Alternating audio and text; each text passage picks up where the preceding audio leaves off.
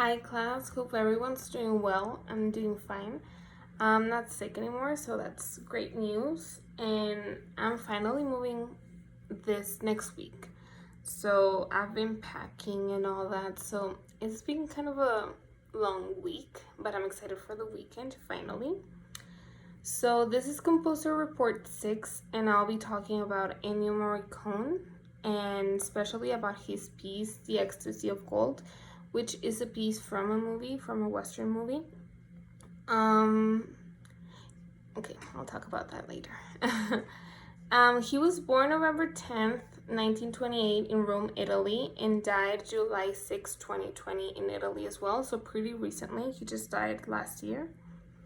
So he was a famous Italian film composer, and between 1991 and 1996, he taught film music at the Accademia Musicale in Chigiana in Siena.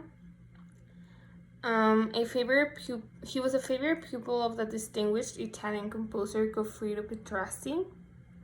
He developed two sides of his musical personality. The first one was to embrace serialism and the experimental work of improvisation group Nuova Consonanza.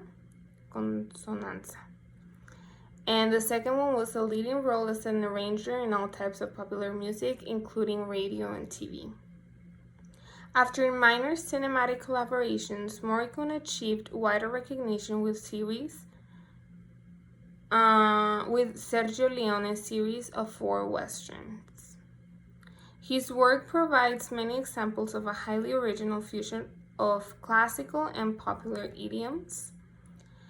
Morricone's non-film works use his technique of microcells, which is a pseudo-serial approach incorporating modal and tonal allusions. His most fruitful season of concert music composition began with the second concerto for flute, cello, and orchestra. Morricone, okay, so this one I'm gonna mispronounce. Morricone is an officer del Arte and de Lettres, Commandator de al Mérito de la República Italiana, and Knight in the Order of Legion d'Honneur. In 2016, he won an Academy Award for Best Achievement in Music, and in 2007, won an Honorary Academy Award.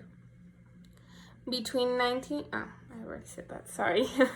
So, okay, now getting into the piece. He has another one. Well, this is for the movie The Good, the Bad, and the Ugly, I believe it's called. And the main song for that movie he also wrote. And it's the typical song that you hear in Western movies. Like when you think of cowboys, that's the song that comes to your mind. Not this one, but the other one. And this one's a little more exciting. It does resemble the other the one where you think of cowboys, you think of that one. It resembles that one, but I think this one's better. It has like a woman singing, so it makes it pretty beautiful, more exciting, has a lot of instruments. So this is an orchestra and has a choir. The choir is kind of separate from the woman's voice. She's kind of leading, but at the same time it's a group. The timbre of this song is dark, pure, and exciting. Like I said, you just listen to it and it's pretty exciting, especially her voice. The dynamics of this piece grow into crescendo and remain forte for most of it. It has drums, everything, so it starts pretty piano with just the woman's voice, but it only lasts like a few seconds when it grows into crescendo and all these instruments coming together, so it becomes forte but not too loud. The motion is disjunct and the harmony has tonality. The chords are consonants. Yeah, so I wrote here